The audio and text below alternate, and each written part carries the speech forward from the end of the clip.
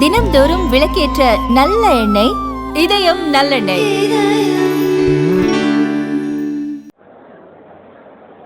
நிரந்தர தமிழ்நாட்டுடைய வெற்றி தளபதி பல்வேறு மக்கள் கோரிக்கைகளை உடனுக்குடன் நிறைவேற்றப்பட வேண்டும் என்ற நோக்கத்தோடு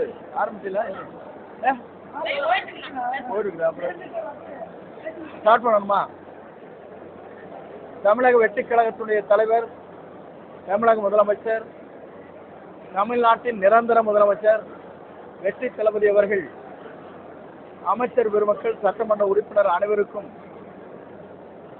வைத்திருக்கிற அறிவுரை என்ன என்று சொன்னால், மக்களிடத்திலே சென்று மனுக்களை பெற்று உடனுக்குடன் நிவாரணப் பணிகளை ஆற்றிடல் வேண்டும் என்று எல்லோருக்கும் ஆலோசனை வழங்கி இருக்கிறார்கள்.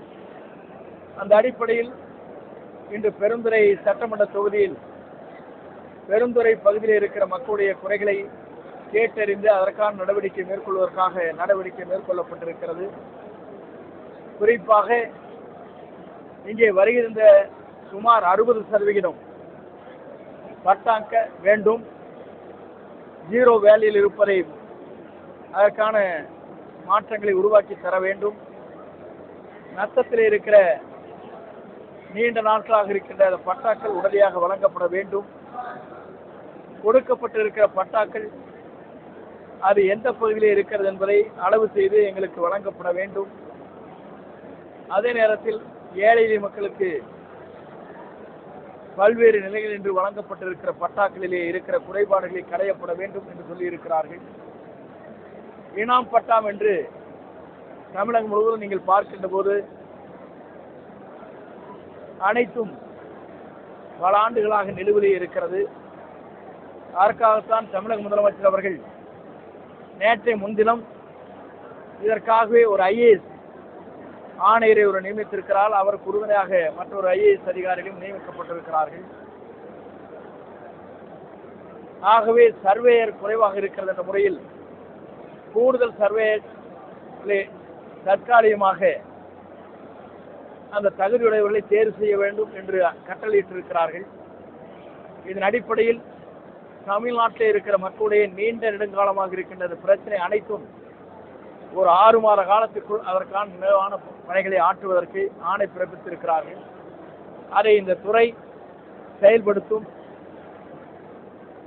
விரைந்து செயல்படுத்தும்.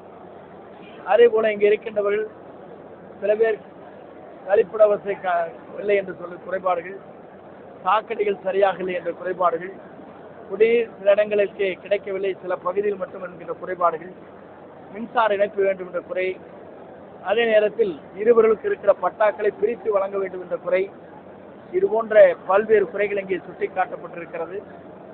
அதே போல இங்கே இருக்கிற சிப்காட்டின் இந்த கழிவு நீர் மூலமாக நிலத்தடி நீர் கெட்டிருக்கிறது என்ற குறைபாடுகளை இன்றைக்கல்ல பல நாட்களாக சொல்லிக் கொண்டிருக்கிறார்கள். இதற்காக நம்முடைய முதலமைச்சர் அவர்கள் ஆழ்ந்து சிந்தித்து நிலத்தடி நீரை மாற்றி அமைப்பதற்கு மழை காலங்களிலே மழை பெய்கிற போது பெரிய ஆழ்குழாய் கிணறுகள் அமைத்து மழை நீரை ஏறத்தாழ ஒரு 500 அடிக்கு கீழே கொண்டு செல்கிற போது இந்த நிலத்தடி நீர் மாற்றங்கள் உருவாவதற்கு வழிவகை செய்யும். இதையெல்லாம் பரிசீலிக்க வேண்டும் என்று ஒவ்வொரு துறைக்கும் ஆணையிட்டிருக்கிறார்கள். அந்த பணிகளை நாங்கள் மேற்கொண்டு வருகிறோம். அதே நேரத்தில் சிப்காட்டிலே இருக்கின்றவர் நம்முடைய மாண்புமிகு கைத்தறி மற்றும் துணிநூல் துறை சகத்துறை அமைச்சர் அவர்கள் நேரடியாகவே பார்வையிட்டிருக்கிறார்கள். பார்வையிட்டது மட்டுமல்ல, குடிநீர் எங்கெங்கே சரியான முறையில் இல்லையோ அந்த இடங்களுக்கு அந்த தொழிற்சாலைகள் ஒவ்வொரு கிராமத்தையும் தத்தெடுத்து குடிநீர் வழங்கப்பட வேண்டும் என்று ஆணையை பிறப்பித்திருக்கிறார்கள். அதுவும் விரைந்து அந்த பணிகளை நாங்கள் மேற்கொள்ள இருக்கிறோம். அதே நேரத்தில் ட்ரீட்மெண்ட் பிளான்ட் என்று சொல்லப்படுகிற சுத்திகரிப்பு ஆலை விரைந்து அந்த பணிகளை முடுக்க இருக்கிறோம். இதற்கு முன்னால் நீ கேட்டிருக்கணும், 2 அமைச்சர் இருந்தாங்க, அப்போ கேட்டிருக்க வேண்டியதானே? நம்ம பகுதியில் தான் இருந்தாங்க, அப்போல்லாம் விட்டீங்க, நாங்கள் 30 தான் வந்திருக்கிறோம்.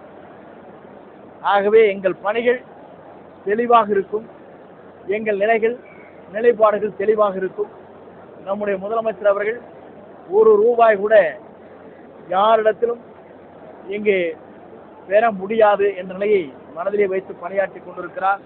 ஒரு தூய்மையான ஆட்சியை தமிழகத்திலே உருவாக்க வேண்டும் என்ற நிலையில் அவர் தன் பயணத்தை மேற்கொண்டிருக்கிறார். இந்தியாவில் இருக்கிற அத்தனை முதலமைச்சரும் இதை கூர்ந்து கவனித்துக் கொண்டிருக்கிறார்கள். கழகத்தை பொறுத்தவர்கள் இந்தியாவிற்கே வழிகாட்டியாக நம்முடைய முதல்வர்கள் பணிகளை மேற்கொண்டிருக்கிறார். இந்த வருவாய்த்துறையை பொறுத்தவரை காலிப்பணங்கள் இல்லை. சர்வே டிபார்ட்மெண்டில் மட்டும்தான் காலிப்பணிகள் இருக்கிறது. அதற்காக ஒரு 1000 சர்வேயரை தற்காலிகமாக நாம் நியமிக்கலாம் என்று நாங்கள் முடிவு செய்திருக்கிறோம். 372 பேர்கள் சர்வேயர் தேர்வு செய்ததற்கு பிறகு வழக்கு மன்றத்திலே வழக்கு நிலுவிலே இருக்கிறது. இன்னும் 1 மாத காலத்தில் அது நிலுவை பெற்றதற்கு பிறகு அவரும் இங்கே வந்து பணியாற்றுவார். இந்த கால ஆட்சியில் வந்து ஏகப்பட்ட கால்படி அவங்களுக்கு எந்த பணியும் வழங்காமல் கரூரில் மட்டும் தேர்தலை வழங்கியிருக்கான்னு சொல்லிட்டு அமைச்சர் ஜெயக்குமார்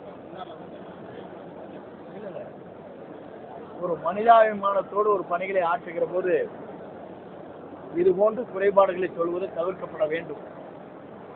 ஏன் அவங்க ஆட்சியில் இருக்கல பணிகள் எல்லாத்தையும் நிரப்பிட்டாங்களா? இல்லை கருணை அடிப்படையில் இல்லை இருக்குங்க. கருணை அடிப்படைங்கிறது வேறு. ஒரு துக்க சம்பவம் நடைபெற்றதற்கு பிறகு அதை உடனடியாக நிவர்த்தி செய்யும். இது வரைக்கும் இந்தியாவில் நடந்திருக்கா? 41 பேர் டெத்து பொதுக்கூட்டத்தில். அதுக்கு யார் காரணம்? அங்கே இருக்கிற காவல்துறை சரியான இடத்தை வழங்கி இருக்க வேண்டும். மக்கள் இது போன்ற நிலை ஏற்படுகிற போது ஒரே நேரத்தில் எல்லோரும் அங்கிருந்து அப்புறப்படுத்துவதற்கான பணிகள் நிறைவேற்றப்பட்டிருக்கணும். சீக்கிரம் அங்கிருந்து வெளியே போயிருக்கும். இதெல்லாம் செய்யாத கடமையை நாங்கள் செஞ்சுட்டு இருக்கிறோம். இதற்காக ஒரு குறை சொல்ல வேண்டும் என்று ஒருவர் நினைத்தா குறை சொல்லிட்டே இருக்க வேண்டியது நாட்டில். இவரும் மனிதர்கள் தான். இவரும் கருணை அடிப்படையிலே வழங்க வேண்டியவர் தான். அது அதிலே தவறில்லை.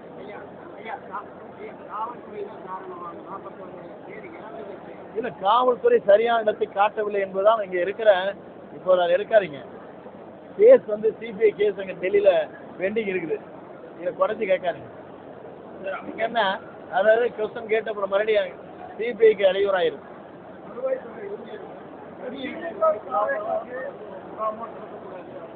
இல்லை, வருவாய்த்துறை யாரு கண்டனம் பண்ணல, ஒன்றும் பண்ணல.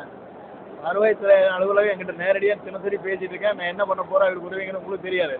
பத்திரிக்கையாளர் தெரியுமா? தலைவர் அவர் பெரிய ஸ்கீமை வச்சிருக்கிற அவங்களுக்கு ஹெல்ப் பண்றதுக்கு. அதனால நீங்க அமைதியா இருங்க, அவங்க நல்ல ஹாப்பியா இருப்பாங்க. இல்லை, நான் சொல்றது இருங்க ஒரே நிமிஷம். நீங்க அடுத்த கொஸ்டின் வருவீங்கன்னு தெரியும். சரி, நான் சொல்லிடுறேன். மக்கள் வருங்க மொத்தம் கொஞ்சம் தான் விற்கிறீங்க, அதுக்குள்ள இத்தனை கேள்வி கேட்டீங்க. நான் அதுக்கு பதில் சொல்றேன். நான் சொல்லிடுறேன்ப்பா உனக்காக.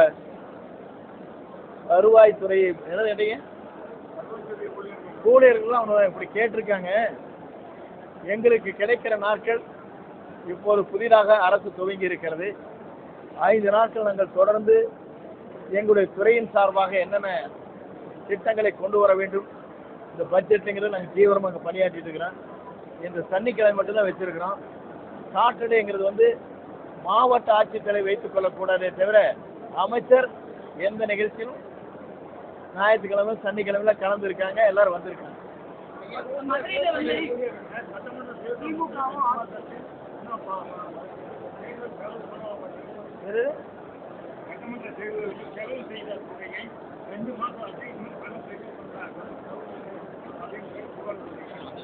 வந்து போட்டாச்சு.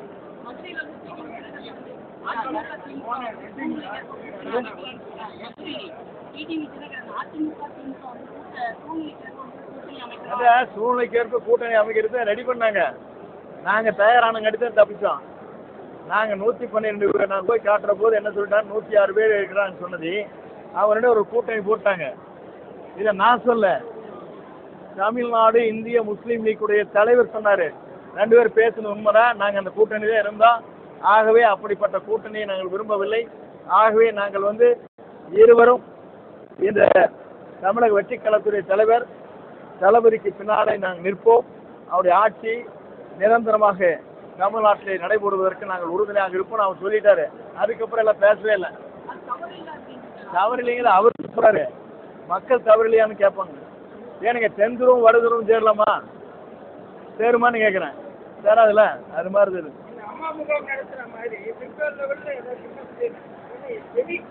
இல்ல இல்லைங்க. நாங்கள் எல்லா இடத்துலையும் போயிட்டே இருப்போங்க, போய் நடத்துவோம். சின்ன சின்ன இடத்துலயே பகுதி இருக்க இடத்துலயே ஒரு 100 பேர் 200 பேர் மனு வாங்குவோம். அதுக்கு ஒன்று கொஞ்சம் டைம் வேண்டியிருக்கு எங்களுக்கு வந்துங்க, ஷார்ட் டைம். இப்போ எங்கள் கவர்மெண்ட் ரன் பண்ணுறதுக்கு எங்கள் கவர்மெண்ட் பட்ஜெட் கொண்டு வரதுக்கு எல்லாம் நாங்கள்லாம் அடிப்படை வேலையை அங்கே செய்ய வேண்டியிருக்கு.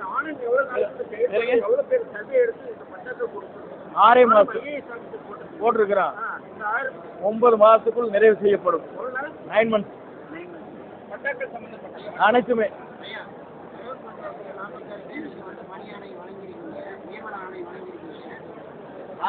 நாற்பத்தோரு பேருக்கு வழங்கல, அதே தெரியாது சொல்லிட்டு. அதே போல மற்ற இடங்கள்லையும் வந்து அசம்பாவிதம் நடந்திருக்கு. எதிர்கட்சிக்காரங்க என்ன குற்றம் காட்டுறாங்க அப்படின்னா, மற்றவங்களுக்கும் வழங்குவீங்களா? அதே சாதாரணக்காரனுடைய கூட்டத்தில் பல இடங்களில் பல பாதிப்புகள் ஏற்பட்டிருக்கு. நான் ஒரே என்ன சொல்லிடுறதுக்கு, தென் மாவட்டத்தில் நம்ம ஸ்டெர்லைட் ஆலையில் தூத்துக்குடியில் உயிரிழந்தாங்கல்ல, அவங்க இந்த கரண்டி அடிப்படையில் அப்பயே வந்து அந்த கவர்மெண்ட் வந்து கொடுத்தாங்க இல்லையா? அப்போ யாரும் நீ கேட்கல. அதுக்கு பின்னால் பெண்டிங் எத்தனை பேர் இருப்பாங்க, லட்சக்கணக்கான பேர் இருப்பாங்க கரண்டி அடிப்படையில். ஏன் கொடுத்து நீ கேட்டீங்களா? நான் கேட்டதை அவங்க டிவி நிறுத்தி போடுவார். அதனால் யாரும் கேட்கல. நாங்கள் உங்களுக்கு சாப்பிட்டா இருக்கிறோம்.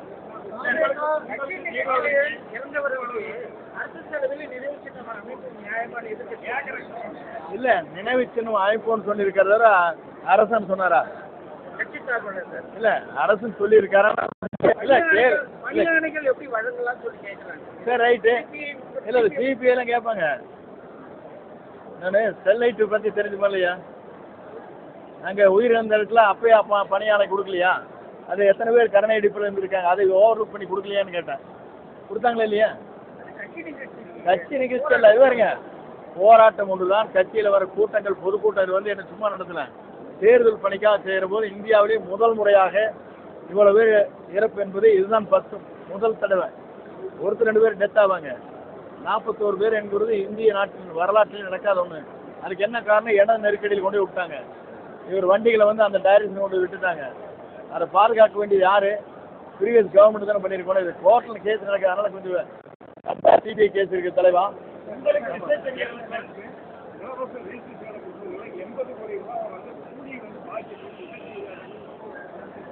அதுதான் அவன் கூலி கொடுக்காத அவங்க விட்டுட்டு போனதுக்கு நான் இவரு பொறுப்பா? 2 ஆண்டு காலமா இது பாக்கி இருக்குன்னு சொல்லியிருக்கிறாங்க. இதை வந்து அதை தான் சொல்லியிருக்கிறோம். இது வந்து நிதி துறையில் இருக்குது, அவங்க கிட்ட பரிந்துரை பண்ணி இருக்கிறோம். எவ்வளோ சீக்கிரம் இந்த ஆண்டு அந்த உற்பத்தி வரதுக்கு முன்னாடி அவங்களுக்கு அந்த பேலன்ஸ் செட்டில் பண்ணுறதுக்கு என்னென்ன தேவையோ அந்த நடவடிக்கை.